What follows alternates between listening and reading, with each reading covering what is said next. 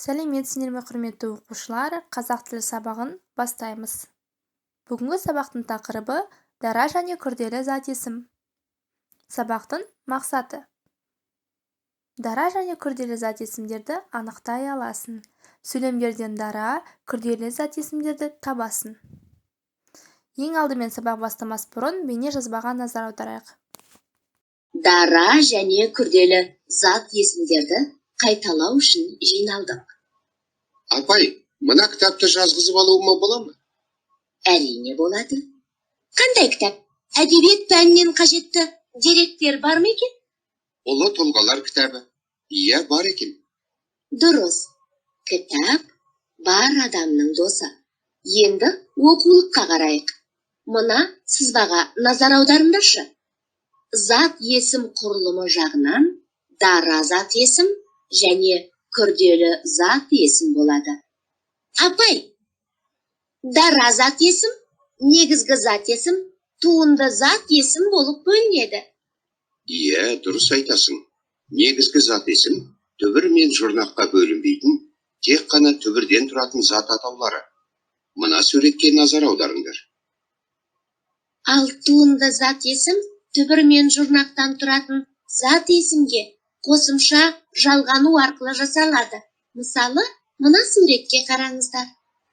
Күрделі зат есім екі немесе одан да көп түбір сөздерден құралған зат атаулары. Олар біріккен зат есім, кіріккен зат есім, қосарланған зат есім, тіркесті зат есім, қысқарған зат есім есімдерден құралады. Мысалы, мына суретке назар салыңыздар. Дұрыс, балалар. Бүгінгі кітапханаға саяхатымыз текке кетпеді. Жаңа кітап алдыңдар. Жаңа сабақты қайталап түсініп алдыңдар. Апай, кітапханаға жиі келіп тұрайықшы. Кітапханада сабақты қайталаған жақсы екен. Тез есіңе сақтайды екенсің.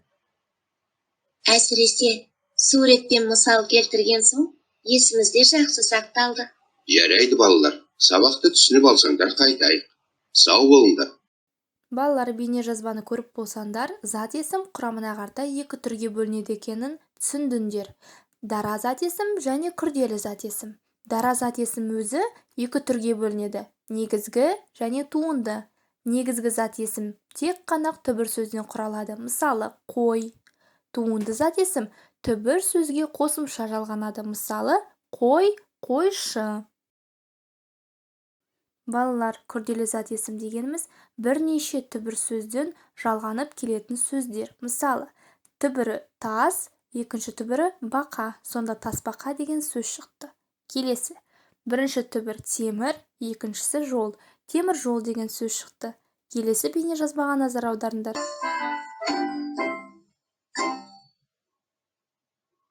Сәлем, біз бүгін төрттілікпен танысамыз. Бұл түйе, оның төлі бота. Түйе боздайды.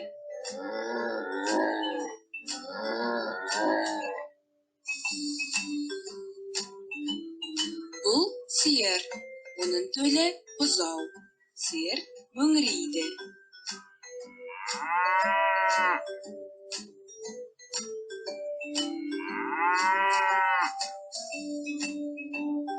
Бұл жылқы, оның төлі құлын. Жылқы кісінейді.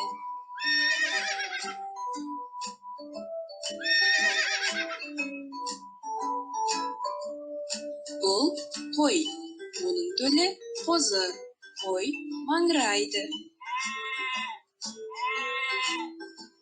Аталған төртеуімен ешкі де қатар жүреді. Оның төлі лақ. Ешкі қой сияқты маңырайды. Енді балалар, бейне жазбаға сүйене отырып, әр төрттілік малдың өз иесінің атауларын жанына жазып қойыңдар. Мысалы, қойдікі Шопан ата. Жылқыныкі ше? Дұрыс айтасыздар, Қамбар ата. Ал ешкінікі? Жарайсыңдар, Шекшек ата. Түйенікі ше? Дұрыс айтасыңдар, Ойсыл қара. Сиырдікі? Зеңгі баба. Дәптерімізге жазып қоямыз. Берілген жаңылтпашты жатқа жаз. Ең алдымен жаттап ал. Жағажай, жағажайда қамажай. Дәптеріне сауатты әдемілеп жаз. Жағажай деген сөзді алатын болсақ, балалар, түбірі жаға, екінші түбірі жай. Екі түбір сөзден күрделі зат есім құралып тұр. Жағажай деген сөздің екі түбір бар екенін білу үшін қарындашпен белгілеп қой дәптеріне. Келесі, жұмбақты шеш, көшіріп жаз. Алғашқы түбір сөз қай сан? Тап. Екінші түбір сөз сұйық зат. Екеуін қосып оқысан, жерге қойған ат. Ал жұмбақтың жауабын тауып көрейік. Дұрыс айтасыңдар. Сан бізде 7, сұйық зат бізде су. Сонда Жетісу деген жер атауы беріліп тұр. Мінеки балалар, бірінші түбір 7, екінші түбірі су. Екі түбірдің жалғанып келуі арқылы бізде күрделі зат есім туындады. Жетісу. Жарайсыңдар балалар. Бүгінгі өтілген сабақ бойынша бас бармақ тәсілі арқылы кері байланыс білдірейік. Назарларына рахмет, сау болыңдар.